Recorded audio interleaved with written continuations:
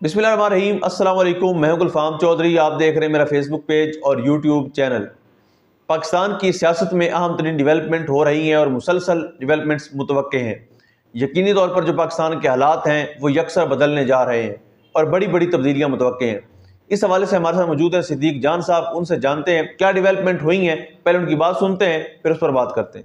एक शिकवा पीटीआई के सोशल मीडिया पे भी मैं देखता हूं, वो इस हद तक शिकवा ठीक है कि ये जो पीटीआई की हमायत से बार के इलेक्शन जीतते हैं वो पीटीआई के बेगुनाह ईरान के केसेस लगवाने के लिए क्या कोशिश करते हैं।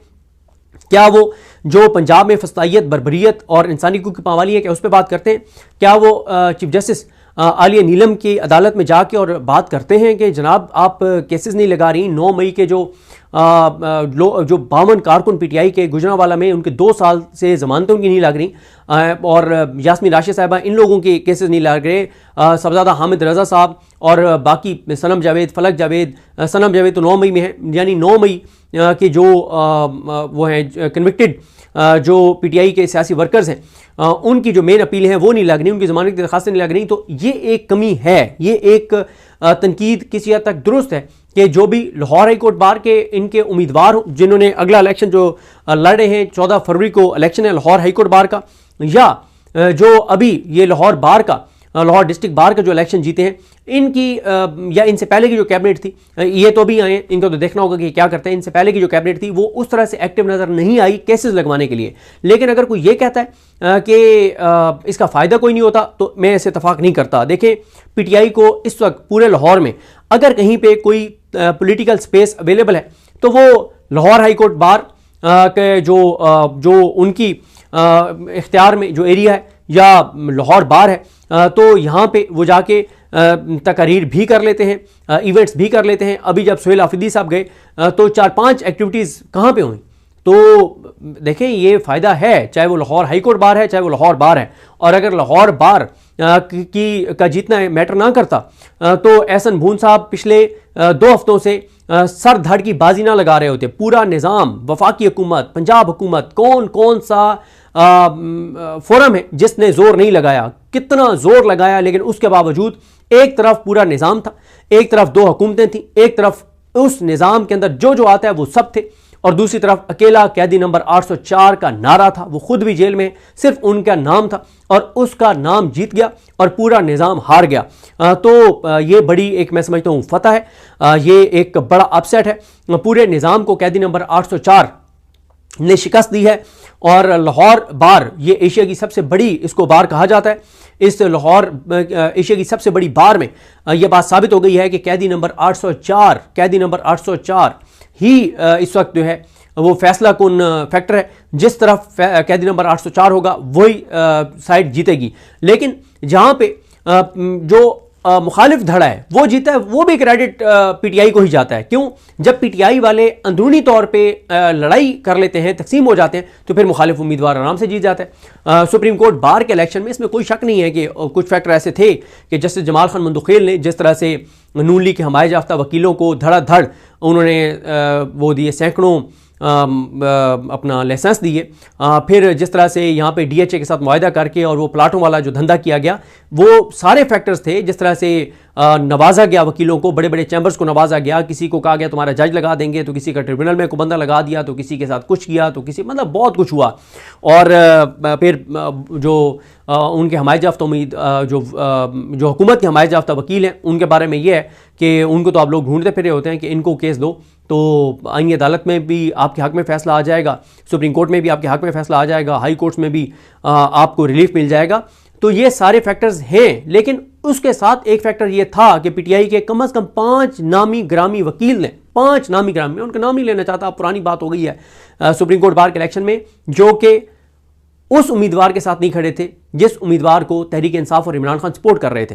और अभी आप देख लेंगे लाहौर हाई कोर्ट बार का जो इलेक्शन है 14 फरवरी को, उसमें आप देख लीजिएगा कि पीटीआई के बड़े बड़े जो वकील हैं, कितने आपको वकील जो है वो कंपेन करते हुए नजर आते हैं, कितने आपको बयानात देते हुए नजर आते हैं, कितने वीडियो पैगाम जारी करते हैं, कितने ट्वीट्स करते हैं कि हम इस उम्मीदवार को सपोर्ट कर रहे हैं और इसका साथ दें। तो इसलिए इस सारी सूरत हाल में ये एक मैं समझता हूँ बड़ी फतह है और इस पे इंतजार समझौता अली जाज भुट्टर, अबूजर सलमान न्याजी, हैदर मजीद समेत ILF की पूरी टीम उनको अप्रिशिएट करना चाहिए। ये उनकी बड़ी फतह है। लेकिन जहाँ पे ये उनकी फतह है तो जो सोशल मीडिया के ऊपर उन पर एक तनकीद आती है कि ये जो वकील, जैसे आप देखें ना, जो पंजाब बार कौंसिल का इलेक्शन जो उम्मीदवार इनके जीते थे या पाकिस्तान बार कौंसिल में जो मेंबर बने हैं, वो सारे इस वक्त कहाँ हैं?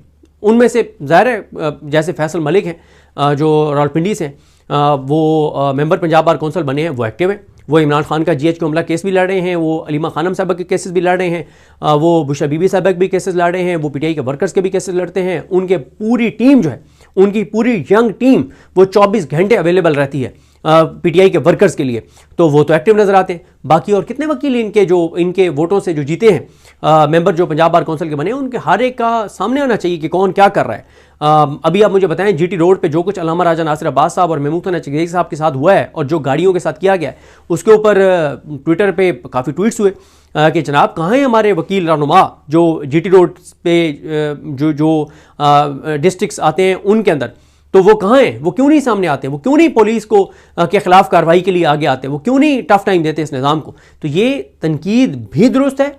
लेकिन अगर कोई कहता है कि डिस्ट्रिक्ट बार लाहौर जीतने से कोई फ़ायदा नहीं होगा या लाहौर हाई कोर्ट बार जीतने से कोई फ़ायदा नहीं होगा, तो मैं इस बात से भी मुकम्मल तौर पे इख्तलाफ रखता हूँ। बहुत फ़ायदा होता है PTI को, बहुत स्पेस उनके जो ज़ेर इंतज़ाम इमारतें हैं, जो उनके दफातर हैं, वहाँ पे PTI को स्पेस मिलती है। PTI बहुत सी एक्टिविटीज़ करती है और हर जुमेरात को एहतजाज भी करते हैं।